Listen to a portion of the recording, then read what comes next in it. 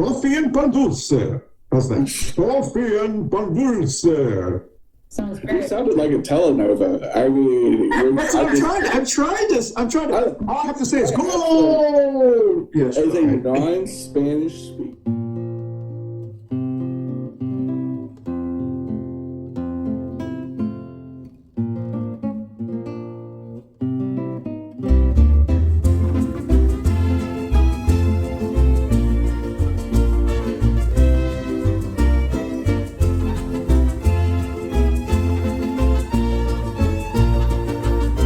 Hi, good evening. This is Barb Bacon. I'm a community advocate here in South Charlotte.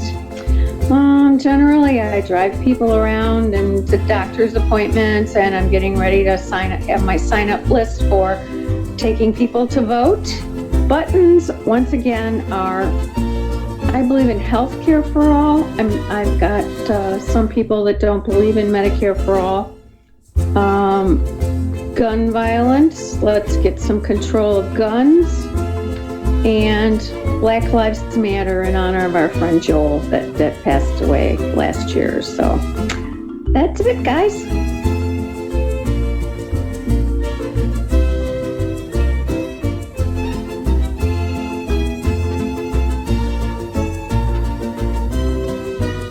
Hello, this is Jenny-Jaymes Gunn. I am a community advocate here in Charlotte, North Carolina for LGBT women's rights with the National Organization for Women, gun sense laws with Moms to Men Action, and anything that extends equity to all. Thank you.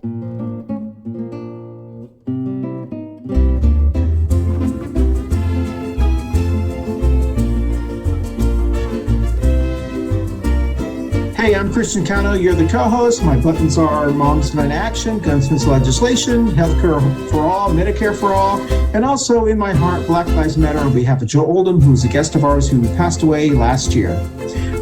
That's it.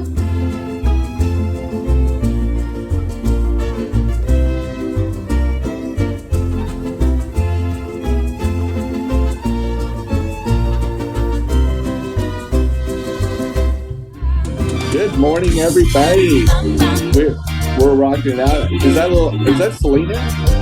It is. Yeah. Ooh, I mean, I know my South Texas Tejano music. Good morning, everybody. It is midnight. You're seeing this live, or kind of live. We pre-recorded this the week before. Technically, it's International Women's Day when we're recording this, which is March 8th. And the Ides of March. The Ides of March, and the Ides of COVID and the Chinese flu and everything else. But I am Jenny-Jaymes Gunn, along with my co-hosts Christian Cano and Barb Bacon, and a special guest. We have Dr. B, our frequent gentleman and scholar, back on the air with us. So we're going to talk all things COVID today, and probably dip into a few other things as well. Who knows? Yeah. I should have my mask on if we're going to talk about COVID, right? Hey, You and me are be the only ones wearing masks, Dr. B. I've never been so many places without masks. Yeah. Well, as Jenny said, welcome everyone to Coffee and Pan Dulce. As everyone knows, I'm trying this new Coffee and Pan Dulce voice. Welcome to Coffee and Pan Dulce. This is Christian Cano. And you sound like Beavis on Beavis and Butthead. Yes, are you threatening me? Oh my God, that's hilarious. Oh my God. Hey, Dr. B knows you're pretty hip. All right. So as Jenny said, welcome everyone who's joining us on Facebook Live, also those who join us on YouTube, and the thousands who listen to us on your favorite audio podcast platform. Today's topic is COVID over? Was it China's fault? But we'll also be talking, we're going to pause just a second for Barb's 3 current events.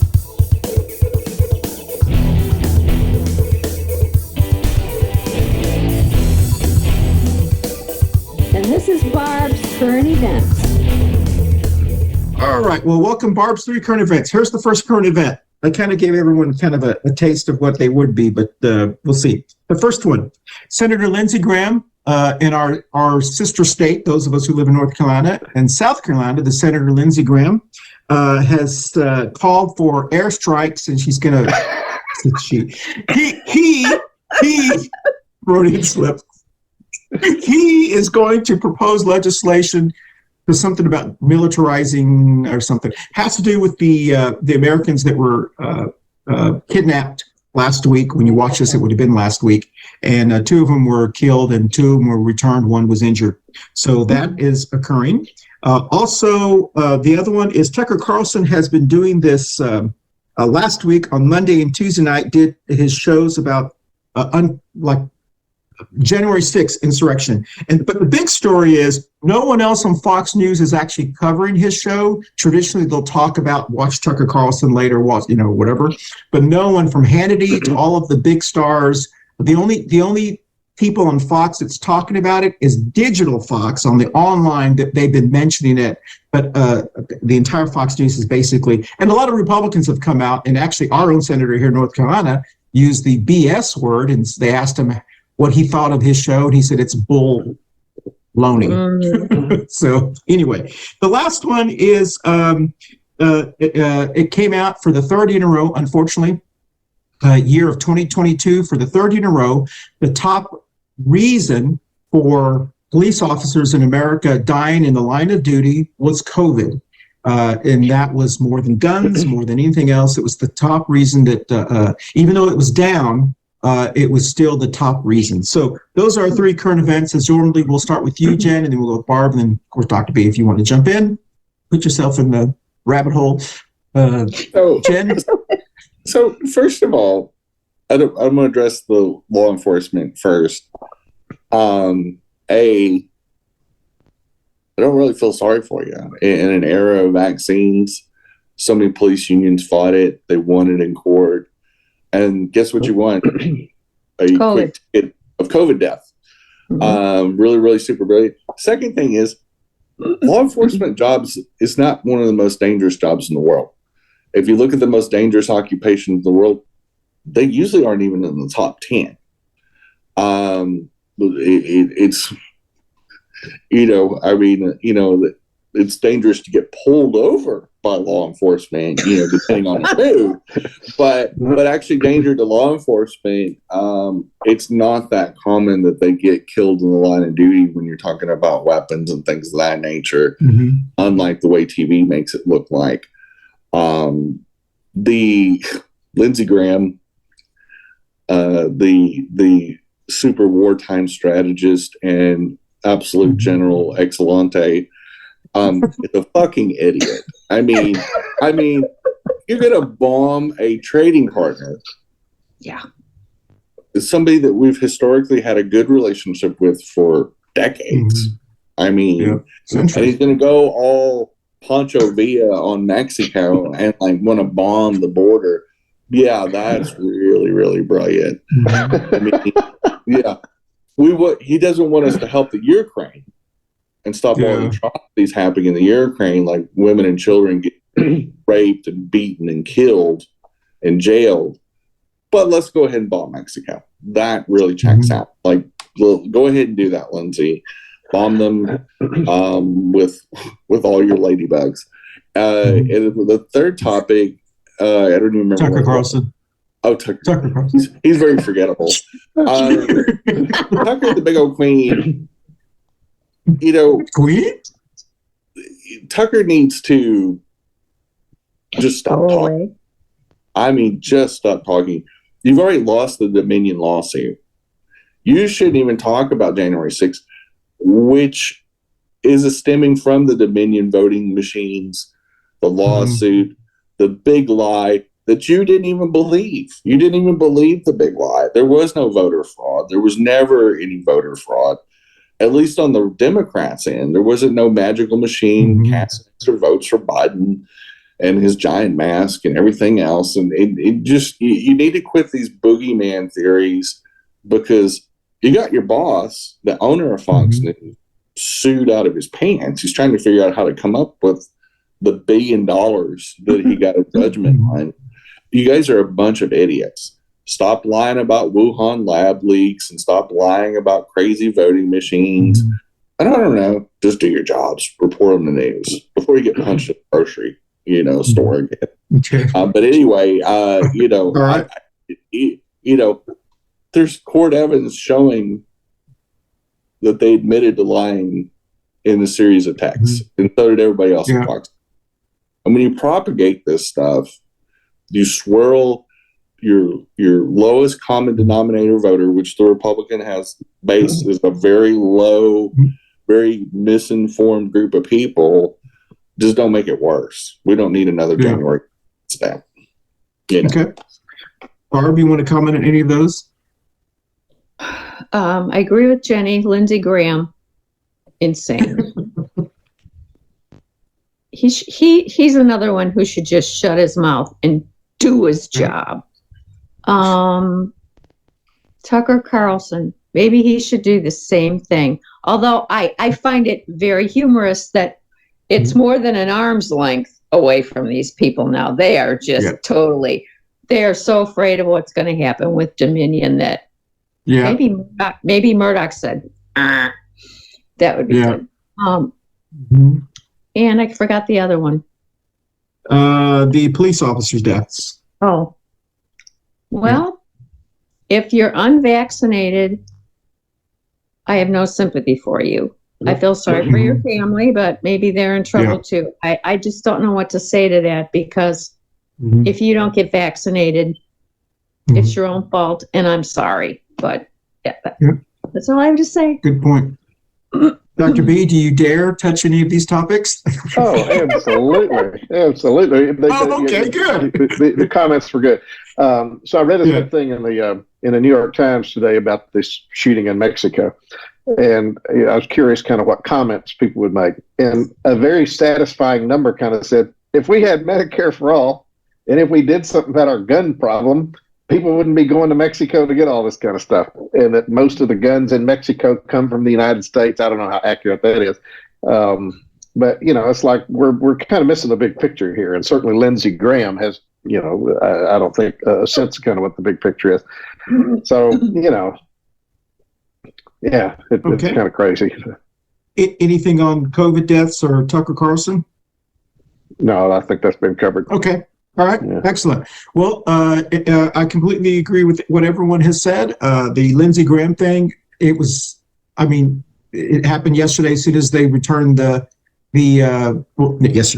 last Tuesday, when they returned they found the two of the people that were kidnapped, and they recovered them. Unfortunately, two of them did not survive, and I think they're returning them as we speak today, which is Wednesday, week before you're watching this. And of course, immediately, he pounding on the southern border. We got to do stuff or whatever. But I have a question because Dr. B, and you're from Texas originally, and Jenny is from Texas as well. And I've shared this as well on my own social media. Growing up, we knew, and my parents never said anything like to us, set us down. We knew you had to be really careful certain parts of the border you went over. And I don't remember being afraid. I've only went over once when I was younger with my family to a bullfight, believe it or not. And but I remember hearing my dad and his brother talking about, there was certain. I don't know. I mean, Dr. B, were you ever concerned? I grew up in Westlaco in the Rio Grande Valley, 5 miles from the border. I probably went across 1,000 times. I took dates to bullfights, and then we go to dancing and dinner. And we did just all sorts of crazy things. It was wonderful. And we'd go over there to drink beer and shoot pool, while you're 15 years old. And Matamoros including. In fact, Matamoros is kind of a big city. So no, never felt any anxieties at all, but that has radically changed with the drug stuff, which didn't exist back then. I mean, kind of wasn't the deal. So anyway, but before we leave, you talk about topics. I don't know how this is going to eventuate. I hope maybe it's been resolved by the time this airs. If North Carolina expands Medicaid, that'll be huge. So you talk about an issue in the news, the apparent agreement in the assembly to go ahead and pass, a pretty clean bill would be huge for 600,000 folks now that don't have access to it. So just wanted to kind of throw that in there. is a yes, that's exactly right, and that's occurring now, and it may be signed by the time people watch this. Hopefully, we'll see. This one. Either that or sabotaged once again. Yes, and put back on the back burner. We'll see. I'll believe it when I see it. Yeah. The Tucker Carlson thing, it surprises me. I actually am surprised at the amount of Republicans in office that are speaking out against the craziness of this, because Tucker Carlson is insinuating. I haven't watched it, so I'm not going to watch Fox News, but I'm reading the stuff, and basically what he's saying is it wasn't as bad as they're saying it was, and the senators, especially the senators in the United States, are saying it's baloney. Using other words, I was in it, I know. And so I think that was interesting to see that pushback, because I think it has prevented the other people from saying, oh, this is kind of crazy. The police officer deaths is, I guess you said it right, Barbara, and you too, Jen. I'm sad because I'm pro all life, but I'm also to a point where I'm like, but I have 5 vaccinations of COVID, and I'll take a 6th one if they let me, and if you're not taking it seriously or anything seriously, then I don't know how much personal responsibility. So those are the 3 topics. I wasn't that too controversy. Let's go ahead and take our first break first, and then we'll come right back and go directly into our topic. Is COVID over? We'll be right back on Coffee Pan Dulce right after this. Hey, y'all, the holidays are coming up, and what better way to celebrate locally than with Manolo's Bakery's fine goods and services. They have amazing chocolate cakes is what they're known for. Tres Leches cakes, tamales. Get your tamales orders in early, especially if you're going to order for Thanksgiving, because they sell out fast. But they have an amazing bakery and restaurant there on the east side of Charlotte, and you're missing out. Plus, you should support your Black and brown businesses and shop local and shop small to really keep the economy going. Thanks for watching, and shop with Manolo's this year.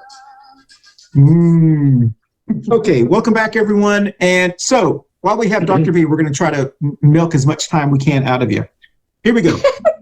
I'm just going to read the very first thing that in February, I believe President Biden, he made a statement. Maybe y'all can correct me. Something about he was released. Not really saying that COVID was over, but something about like COVID was over. Maybe it was before then. I'm not exactly sure how that occurred. And then here in North Carolina, some of the last restrictions I think have stopped. I don't know. I haven't really been following it. Admittedly, a couple of weeks ago, my family flew for the first time in years to South Florida. We did not wear a mask on the plane. And I was peer pressured into not wearing the mask because no one was wearing a mask. And I swore on this show, if I ever got on a plane, I'm going to wear a mask. And I came back with a cold. And I was like, so I would learn. So there was a report that came out, and Fox News jumped on it on February 22nd, that came out that said that it was a review of reports, 78 reports, and it said that the study said that people say new research proves masks don't work. That was what the study was saying. It was from Oxford. It was some guy who did it from Oxford. But apparently when they fact-checked the study, it turned out that's not really the case. The study examined 78 studies of wearing masks and cleaning, but only a couple of them were about COVID. The other ones were about flu and other respiratory. So Fox News said, you see, we were right. Masks did no good, and they are perpetuating the myth that masks and so forth. So I guess we can kind of start about that. And I guess the first question, is COVID over? Dr. B? Well, is the common cold over? Is flu over? No.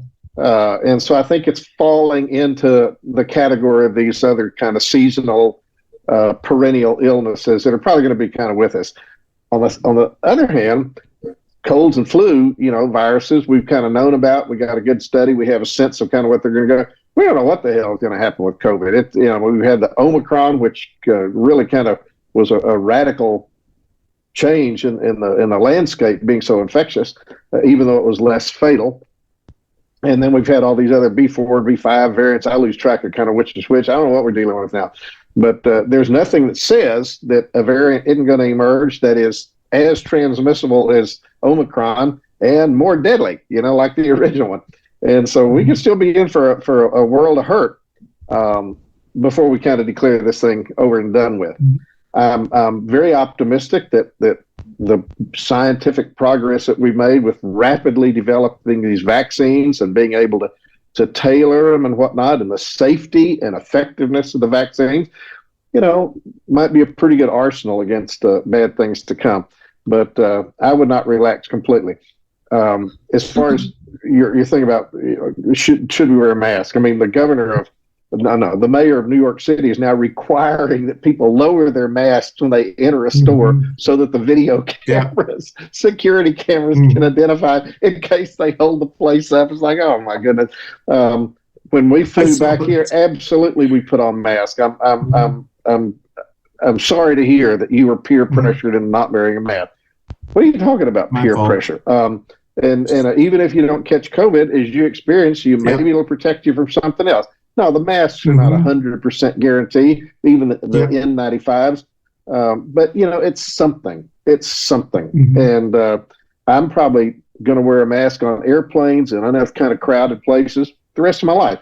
My wife and I were in New York City not too long ago and went to a couple Broadway plays. We had a damn mask on. Yeah. I think they were required still. So, it's going to get better. But, I think I mentioned before that years ago during the SARS epidemic, and once that kind of improved and passed, like we're experiencing with COVID over in Asia, you would still see videos of these big shopping people on the street. And 10% of people are still wearing masks. And they say, they're crazy. No, they're not. They just don't want to get sick again.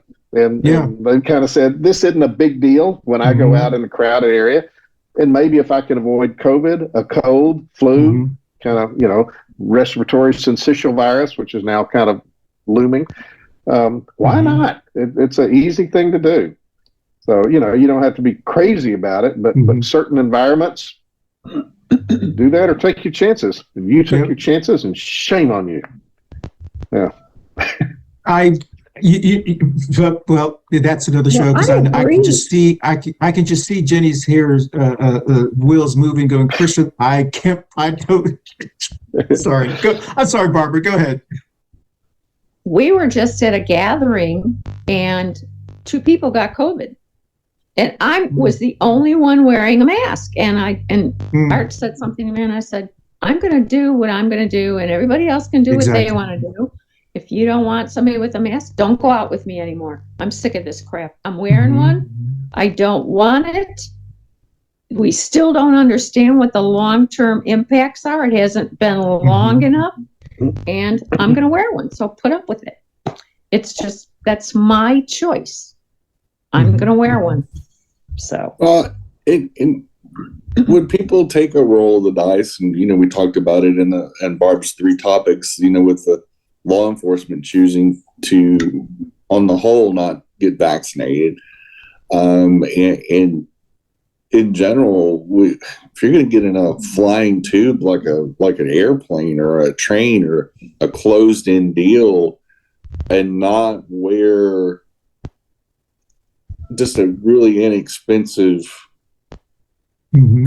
some kind on your face, you kind of get what you get. Don't throw a fit. It's like, you can't have it. But I'm not picking on Christian.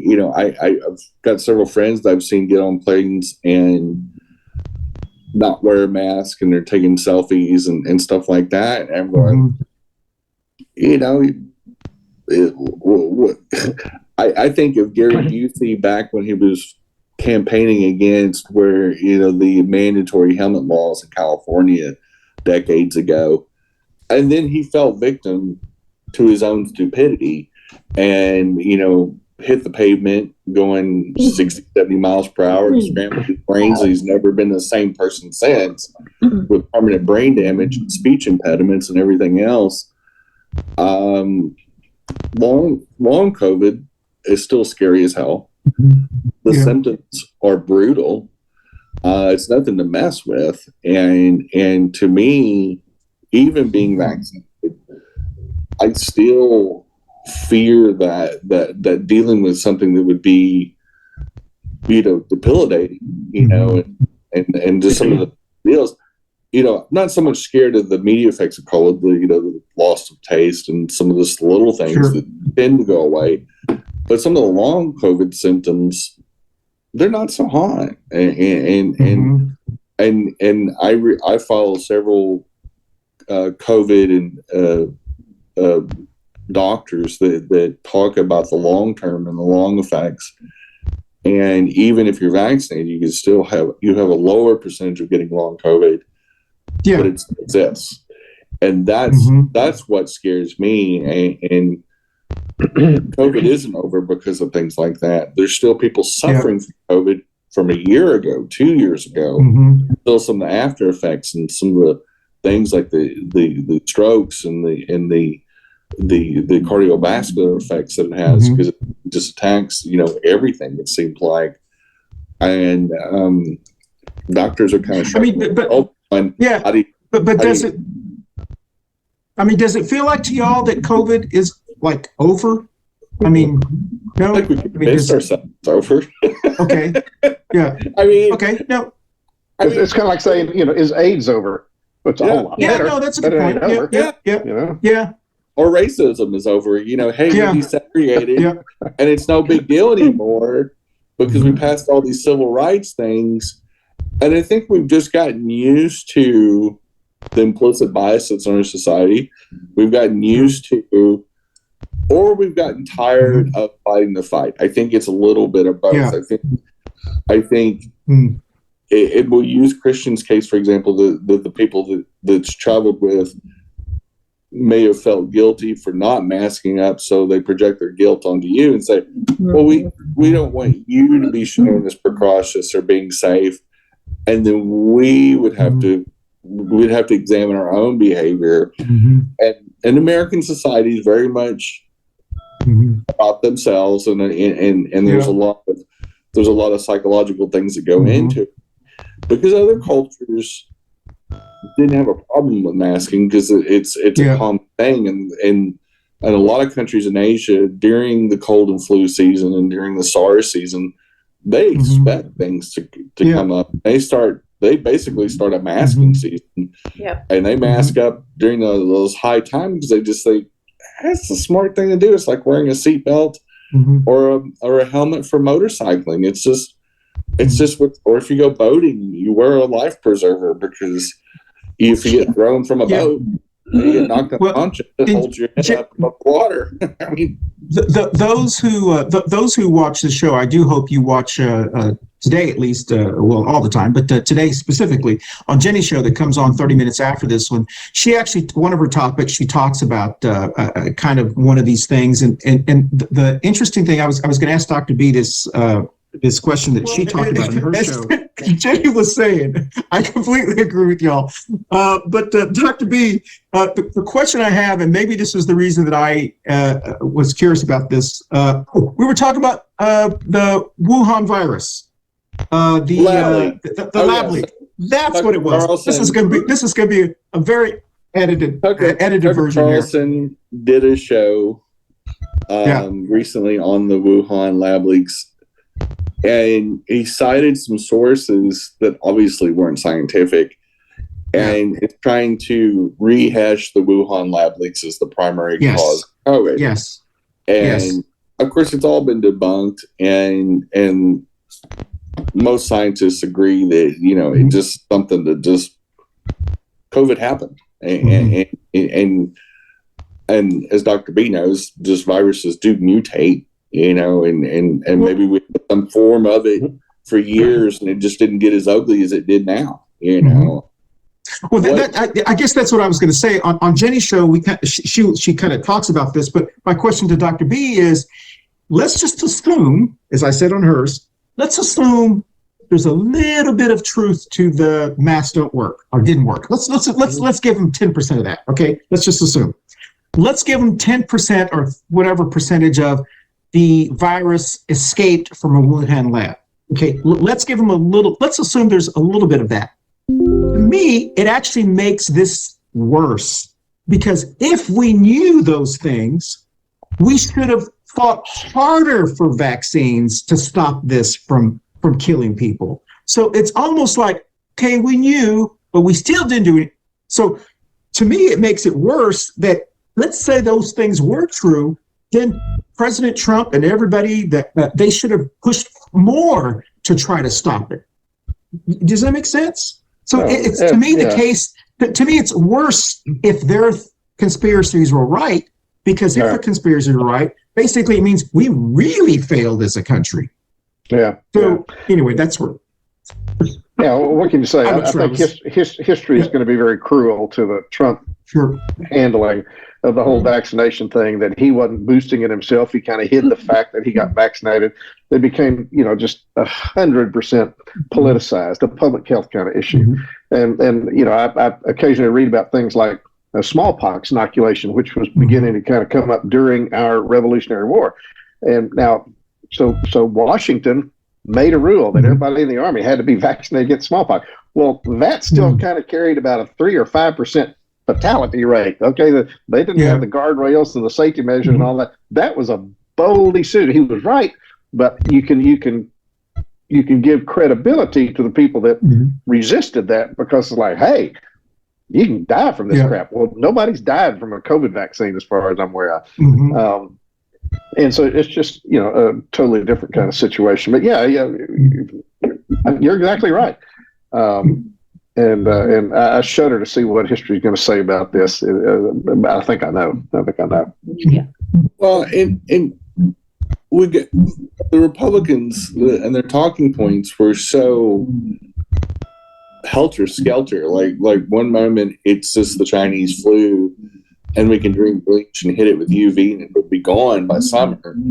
And the next moment, it's a lab manufactured deal, and it's a biological weapon, and they weaponize it against the United States. One, if you are going to weaponize a virus, I don't think they would drop on their own population first. I think they would have figured out a way, as many goods and services as we get from China, they would have, I don't know, put it on a TikTok or something. I don't know.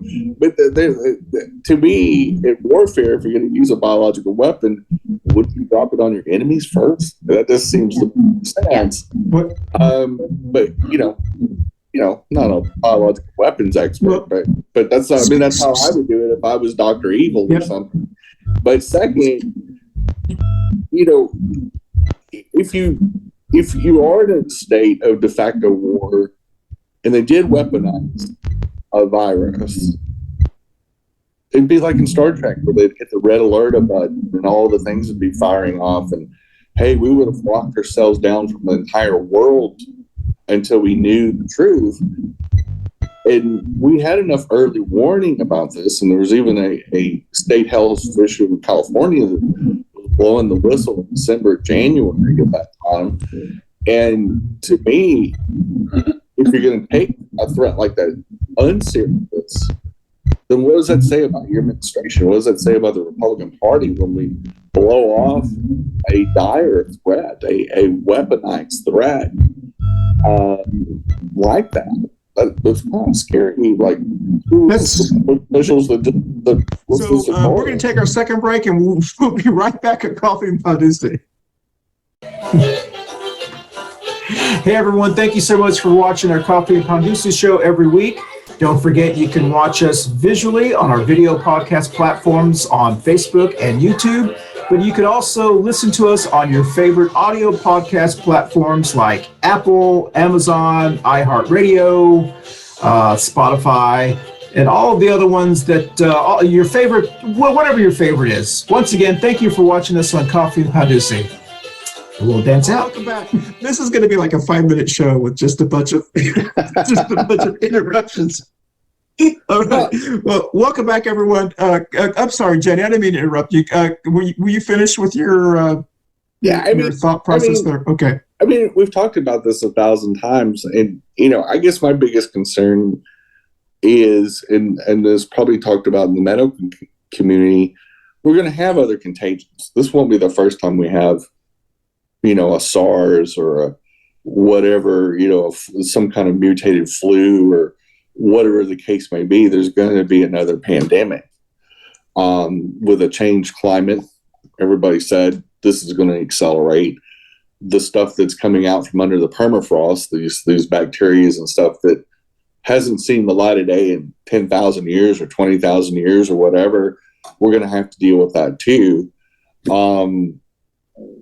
Is there any talk in the medical community on how we can handle this better? Is there any discussion on, is this a topic of discussion in the medical community in general about how to prevent the next, COVID? Well, I think not in the general practicing medical community, other than just chit chat around the coffee lounge. But yeah, I think at higher levels, how you do this is you bolster our public health system. Right now, our public health system is fragile and fragmented and whatever. So, beef up, just like we should beef up the IRS so they can go over the rich, after the rich tax evaders. We should bolster the public health system so maybe we'll be in a better prepared state. And then you got to get politicians who have some common sense. I think that was the biggest defect with the COVID thing was, as we mentioned, it got politicized. And so God willing, if you get the government that you deserve, right? That's going to be the old saw. So maybe we don't deserve a good government. Maybe we're doomed because there's so many fools among us. I don't know. But yeah, God willing, Obama had prepared this whole pamphlet kind of thing for how to deal with the thing exactly like COVID. And it just kind of got shelved, didn't it? With Azar and these kind of people. So it's like, so yeah, it's doable. It's doable. It's interesting you say that, Dr. B, because, as you're watching this, I can remember, maybe you remember, Jenny, what was the day that we shut down in North Carolina? Was it like March 20th or March 20th, something like that. It was, I think, 22nd, because was it? I think it was 2 days after my first appearance on your show at your house. That's true. Yes, right that is exactly true. So I remember that weekend, as I've mentioned before, we had taken a trip to Atlanta, Georgia, over the weekend, and we came back is when it shut down. Actually, when we were there is when it's kind of shut down. But I remember the night before we flew out, I was at my local sports bar, and they were talking about New York and certain things. And I think schools were considering doing certain things. And some neighbors of mine, I remember one of them said, gosh, I hope they don't politicize this, to your point, Dr. B. And I remember saying, and he said, I hope, as if Democrats don't politicize this, because he knew I was a Democrat. And I remember saying, I agree. I hope y'all don't politicize this, And I remember telling him, it doesn't work to our advantage to politicize this. It only worked in the past. We have always just fixed it because that's just how we now. And I remember telling him, if Trump politicizes this, we will have no choice but to fight back and politicize it, because you can't just sit back when people are dying. You know what I mean? And so I remember at that moment, I remember saying, this is going to be one of those darned if you do, darned if you don't. If you were a Democrat at the time, as they were politicizing it and saying, people who wear masks, whatever they give, the stuff the anti-maskers were saying, you didn't have it. You couldn't remain silent. You had to say, I'm sorry, but I actually have to step up. Every other case, I would not step up. But when it's 100-year global pandemic, you can't remain silent. You know what I mean? And so it was one of those where it just fed into itself, where you became a masker, an anti-masker, because if you were an anti-masker, you were saying stuff. And as a masker, you couldn't let the anti-maskers control the narrative because there were people who were believing it. Makes sense. But here, and I'll sum this up.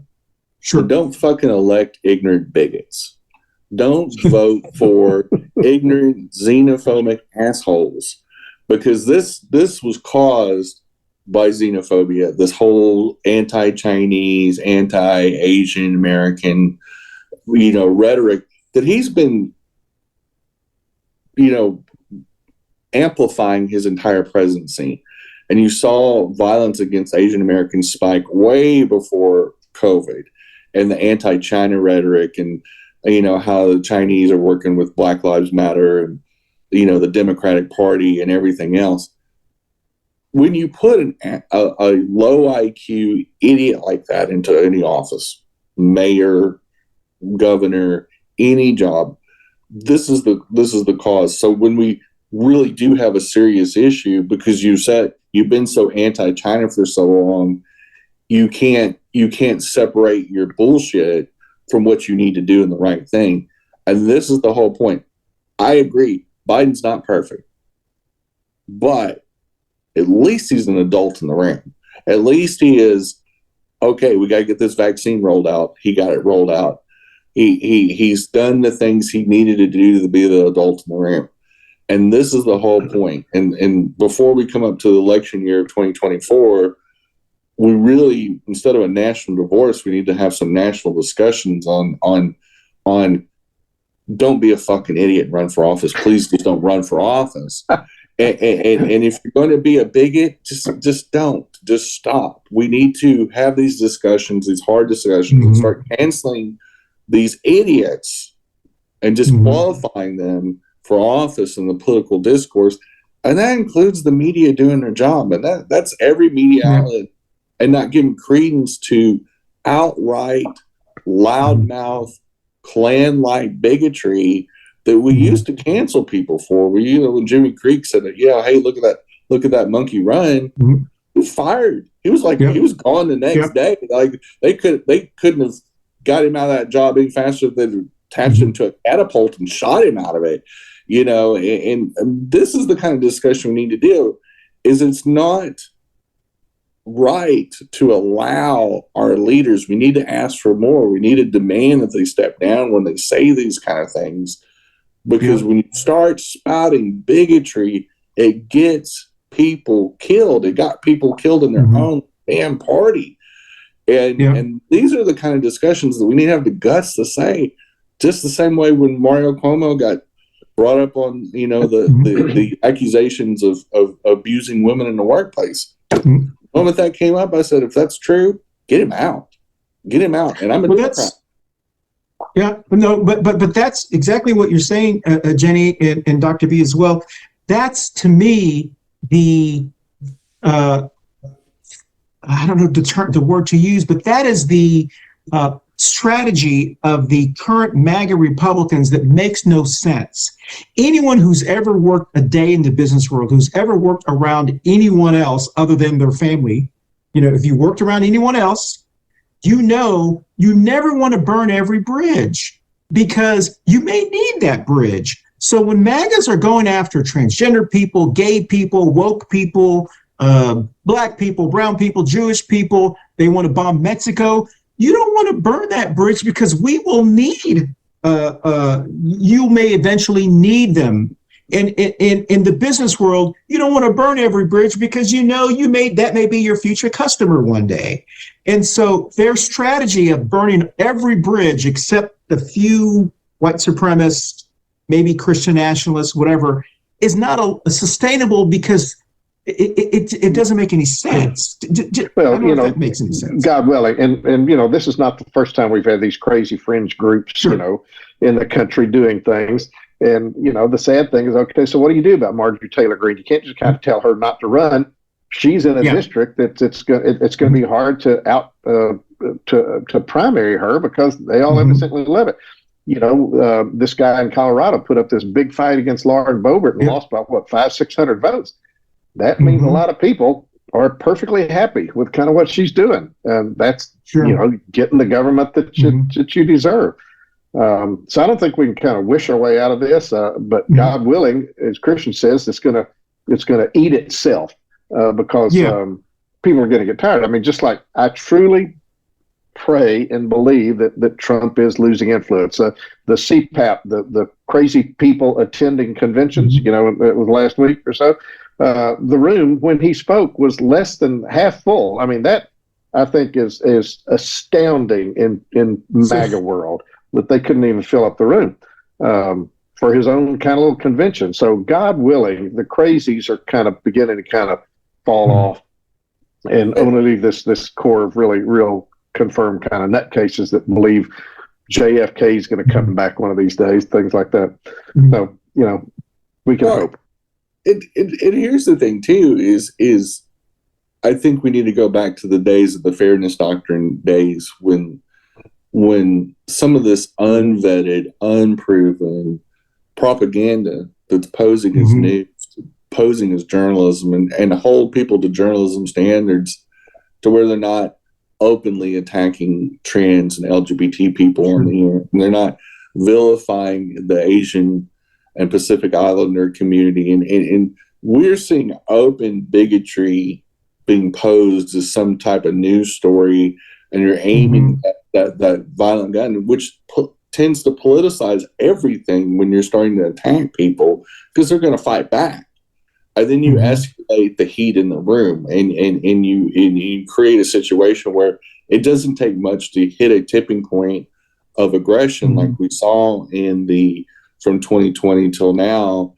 I think that's one of the biggest reasons we saw a pushback, with Black Lives Matter so much, was our country was already on edge, and then you see a horrific incident like the George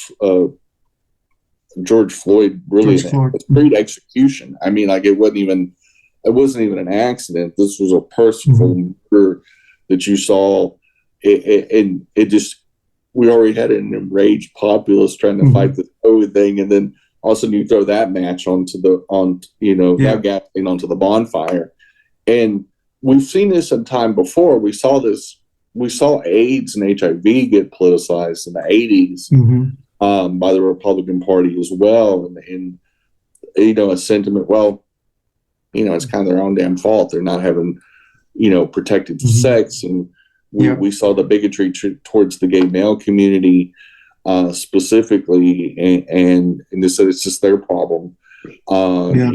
Maybe this is God's punishment for being gay. I heard that several times in big discussions as a teenager and as a child, where I heard family members say, good Christians say, God created AIDS too, because God doesn't like gays. But that highlighted the double standard, though, Jenny, because as you mentioned, my entire life I've heard that kind of rhetoric. I've heard, God's punishing people for doing this. And it's this weird kind of evangelical kind of belief that they believe that. And I was going to say is that sentiment changed in the early 90s when Magic Johnson tested positive for HIV. And then all of a sudden, the sports balls franchises, corporate America says, oh my God, we need to find a prevention and a cure. And, this is our sports hero that got HIV from a female sex worker, and they had unprotected sex, and boom, he got HIV. And then we changed this national discussion about, STD prevention, and, and it seemed to radically change, which was really close to when Clinton got elected. And of course, that administration took a different, tact on, hey, let's bring in these more powerful drugs that are working in Europe and these other places. And we changed the discussion. It got depoliticized just as a gay disease when we saw a non-homosexual sports superstar in it. And the same way with now, you're seeing certain Republicans saying, we kind of need to take this COVID thing serious. We kind of need to be smarter about this. And you're not hearing many, but you are hearing some, because they are realizing, like that one guy did, a lot of Republicans died because of COVID. And when you pull away the sideshows of the Chinese involvement and this and that, at the end of the day, it's a deadly virus. And your political affiliation doesn't protect you from the deadly virus. Exactly. and doctors in the medical communities who needs to be protecting us, and they did. They came up with this wonderful miracle vaccine that dramatically reduces your chance of dying of COVID, to the point to where people who are vaccinated aren't dying typically. Yep. Good point, Jenny. If you like what you're hearing from Jenny, she does have a show that comes on 30 minutes after this. She has 6 insightful topics at 11:30. In this next break, we'll talk about her show. We'll be right back right after that commercial. Up next is Two Queers in a Truck with Jenny and Christian. And hope you guys tune in. We'll see you in about 15 to 20 minutes. Thank you. Well, welcome back. What I was going to say, Jenny, was that what you're talking about, that when there are people that still say that, it's kind of more of an old-fashioned kind of saying, but I have family members that still kind of say that kind of stuff. I jokingly use that same thing about the hurricane when it was coming to Florida. I don't know if you guys remember that. And I said, I'm glad I'm not the type of person that would say, and I put that, and I said, God is punishing Florida for the laws that they passed and having a terrible governor. I'm paraphrasing what I said. I can't remember exactly what I said. I said, I'm glad I'm not the type of person that would say that, because I was making fun of the people that used to always say that, the Jerry Falwells and all that kind of stuff. I had people that actually said, I can't believe you said that. How dare you wish harm on other people? And I said, you obviously didn't see the first part. I'm glad I'm not the type of person that said that. They were so outraged that I would even think that. They've never said one word when other people have said it towards me. And I do think that is very hypocritical. What do you think when we're talking about next pandemics, and we're taking, whether it's just, a variant of COVID or something else? Ebola. Whatever the next tragedy strikes around the world and has the possibility of coming to the United States, even monkeypox, that happened recently. What do you think 1 or 2 things we could do in American health policy that would slow this down or prevent this? What do we need to change in our public policy when it comes to health and healthcare? What would, if you had a magic wand and we changed your title to, or as Jenny said, if you were the queen of Dr. B, if I were the all powerful ruler? Yeah, well, yes. I mean, look here, I'd make Medicare for all, because what was one of the first crises that came on when we realized, oh crap, this cat's out of the bag, we got to do something about COVID here. There was all this ridiculous fighting between governors and mayors to try to get all the equipment, right? If we had Medicare for all and we had everything organized healthcare wise in a one payment system, we wouldn't be worried about who's going to pay for this kind of equipment. It would be kind of supplied on an orderly kind of basis.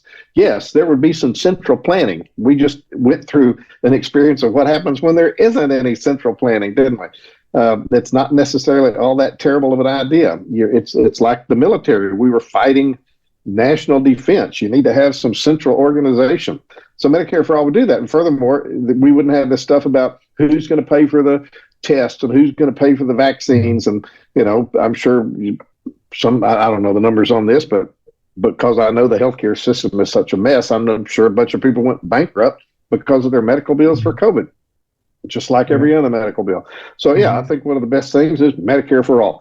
And part of that would be to boost, as I mentioned before, our overall public health system. I don't know a specific thing, but that would go a long ways. And then the other thing we mentioned is having adults in the room. If Romney had been a Republican president when this came out, I think we'd have been in a much different situation. So, it doesn't have to be a Democrat. It has to be an adult in positions of leadership, and not doing this ridiculous puerile, juvenile politicization of a public health issue. Look at New Zealand, but this lovely little Jacinda Ardern that basically saved New Zealand. Then there's this backlash of these stupid MAGA type mentality that found something to blame her for, and people get all riled up, and so she basically got pressured out of her office. Yep. The same as Churchill after World War II, when he saved the free world, but then people picked on other things about him, and he basically got it run out of government, didn't he? So, it's a bitch. Yeah. And I know that rural healthcare in the United States has really struggled, mainly because lack of funding, lack of health plans that could actually pay for rural healthcare, and that typically are more poverty-stricken areas. But I know a lot of rural hospitals in the last 10 years have gone out of business or ceased to exist. And I think between that and political attitudes, that you saw COVID thrive more in those rural areas. How do we get rural people to understand that when we possibly expand Medicaid and Medicare programs like North Carolina is debating right now as we speak, how do we get that type of voter educated that, hey, when we expand Medicaid, let's come into a town near you, like you could actually apply for this. I was living in Missouri. The key phrase is, how do you get these people educated? I mean, heavens, we've had a problem with uneducated voters ever since the founding of the republic. There's no way. I mean, even intelligent people, oh, well, I haven't read that. Well, I didn't know that. We're lazy. I don't think we can. I think we have to do the best we can. But I don't think we're ever going to have a fully enlightened voter base. No, we're a long ways from that. We're COVID. Oh, man, for sure. So we only have about 4 or 5 minutes left here. But one of the questions, Jenny, that was an excellent question you had about what can we do in the future. And that, to me, is what, just me philosophically, is today in 2023, the difference between political parties. We've always had differences, but I don't know that we've ever had this complete difference. I don't remember in the past the Republican Party, the Republican Party, ever being the party that had no plan for what could happen in the future. Their party seems to be all about, this is wrong, this is wrong, this is wrong. And it seems like the only ones that we can depend on right now is the Democratic Party. And to me, that's scary because we almost need both parties. What are we going to do if this happens again in 20 years? What are we going to do? And no one is really asking that except some Democrats. Republicans are, when I say is COVID over, there's no, I think Michael Steele was the last Republican Party chairman that actually did let's do a revamp of what we did wrong the last election. And then they did it, and then they just erased everything.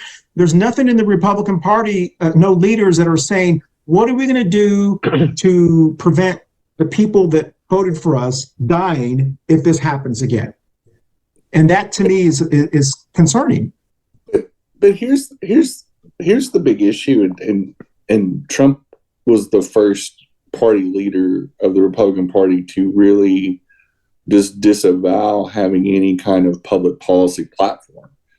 And when he ran in 2016, and especially in 2020, he didn't have a platform at all. He ran on a zero platform. His platform was whatever comes out of my mouth that day or goes on my Twitter. And when you don't have a public policy guidepost to say, these are the 3 principles that I'm going to run on, these are the things that I'm going to stick to, and you just get up there and act like a celebrity politician instead of a public servant. And there is the stark difference between the majority, not all Democrats, but the majority of Democrats running for office, and the current mainstream philosophy of the Republicans. Republicans have no policy stances whatsoever. They have no stated platform. They don't have a national platform whatsoever. It is whatever comes to their mind at the time. And the Democratic Party had principles that Biden ran on. He had written a platform that said, this is why you should vote for me. This is why you should give me this job. The majority of Democratic candidates have that same thing. You see it time and time again, whether it's Jeff Jackson, Alma Adams, all of our local Democrats, you see them with a plan. Governor Cooper, he ran that last time. He had a very stated plan on creating jobs in North Carolina. And amazingly, large employers have moved here. And it's not an accident. And just like in any business, you've got to have a business plan. You've got to have a mission statement and all that. Well, and I'm scrambling to think what the Republican mission statement is, other than we hate everybody and we're scared of everything. Well, that's exactly what I was saying. 2016, the year that Trump won, was the last time that I remember candidates being asked, "What's your platform?"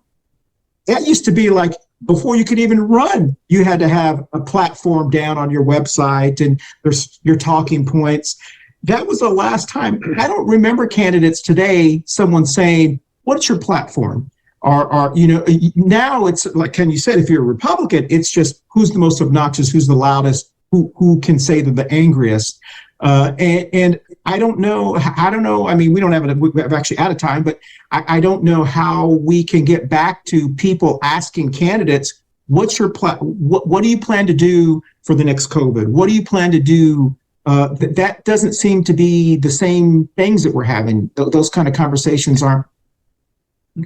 From what I hear, the Republicans have sensed that there's value and power in fighting the culture war, and that's all they're doing. So that's the entirety of DeSantis's thing, and the optimists that I listen to say that's a short-sighted, approach, and that pretty soon people are going to get tired of that because they're going to realize, it kind of hurts me too when suddenly we can't have free speech and stuff. And so, I've kind of heard that it's going to take several cycles of the Republicans just kind of getting trashed in the elections, and enough of them are going to kind of wake up and say, "Oh, hey, we do need a plan." So, I mean, that'd be great for us progressives, wouldn't it, if we can, during this era of Republican fracturing and short-sightedness and lack of any kind of genuine kind of proposals or a platform, maybe we can get Medicare for all. Maybe we can get free college, community college education. Maybe we can get abortion codified and all these things kind of locked down. And then say, okay, now what are you going to do about infrastructure? What are you going to do about the border? Blah, blah, blah. I don't know. And there is a great value, and maybe the North Carolina Republicans are seeing this a little bit because they are willing to come to the table and talk about Medicaid expansion, for example, which I think, we've needed to have those discussions for a long time here in this state, for example, because we do have a very poverty-stricken rural counties versus a high wealth county like Mecklenburg County, where you have big employers with health plans and things of that nature. In those rural areas, there's a lot more self-employment, and self-employment typically means you don't have a big old, corporate benefit, which means you don't have a healthcare plan option. So you have to go in the marketplace, and if you live under a certain income level, probably can't afford a market solution, but there isn't a state solution either. There isn't a fallback or a safety net for a lot of families. That was one of the reasons I lived in Missouri when they expanded Medicaid, and many Missourians were able to afford health care for the first time because they had a state Medicaid option. You could get Medicaid all the way up to $75,000 a year household income, and it saved lives. I literally saw it save lives, and didn't hurt the state of Missouri at all. Well, listen, we have run out of time, and thank you for y'all for putting up with me because I'll have to do a lot of editing here. But I want to thank Barbara. Barbara, unfortunately, we lost her. She's having some power outages in her community. She didn't get to hear my joke, but Barbara lives in the Bermuda Triangle of Charlotte. So she is, Barbara, I'll have to text you that one. And I did want to thank Mask Up Bernie and Baby Trump Pinata, who if you listen to this, you never see, but if you watch it, they just sit here and watch this. So we're going to go around the Brady Bunch screen and tell us where you're going to be the weekend of after the 15th in 30 seconds or less. We'll start with you, Jen. I barely know what I'm going to be doing tomorrow, but I actually don't have any major events coming up. We are going to do a National Organization for Women local event. It's slated and scheduled for March 31st. The location has not been secured yet, but we are, if you look on our Facebook and Instagram pages, you will see an announcement coming up probably in the next 4 to 5 days. So we'll be looking forward to that. Okay. I don't have any big things planned for next weekend. I'm going to still be pounding around trying to advance Medicare for all in any little way I can, and maybe getting a little more banjo practice, learning some more happy tunes. Just living large. So I see that banjo back there, Dr. B. You do. It does not stay there. It does not stay there around the clock. No, indeed. No, I noticed it looks very nice. And you actually got me. I added one thing to my bucket list because of what you're doing. I want to learn how to play the accordion. Good for you. And as Jenny may know, in Tejano music, and you may know this, accordions are in ranchero music. Accordions are very popular. Totally. That's the bass. Yeah. So anyway, I will be somewhere. Prepare for even more ridicule than I get playing banjo. Okay. It's going to be cool. I just up there. Well, listen, I'll be the first one in line to ridicule him too. Just so you know. Exactly. I want to thank everyone for joining us, and we will see you next week in just a couple of weeks. We'll be doing a show, the last show of March. It will be called "Who Are the Baby Z's?" And this is a topic that we'll be talking about, and we'll be joined by one of the persons from the North Carolina Museum of History. I hope I got that right. And they will be talking about a book that was called the Green Book. That was African Americans and Black Americans used to use while traveling. They will be a guest of ours on our show, helping us educate our baby Z's and our millennials who don't even know there was such a thing as the Green Book. They need to watch the movie, you know? Yeah. Exactly. That's true. There is a movie. Exactly. So we do want to thank all of y'all, and let's see if we can get this done here. Did it work? There we go. A little accordion music. Exactly. Hey, that's exactly it. Thank y'all for joining us. Just imagine with a little banjo underneath all that, see? Hey, we could do a traveling band. There you go. Hey, y'all, thanks for watching Coffee Pan Dulce, and be safe out there, and hopefully you can avoid the ear damage from listening to Christian playing the accordion. But anyway, have a great week, and go Barb. Bye, y'all. Next up, thanks for watching Coffee and Pan Dulce. Next up is Two Queers and a Truck. Stay tuned.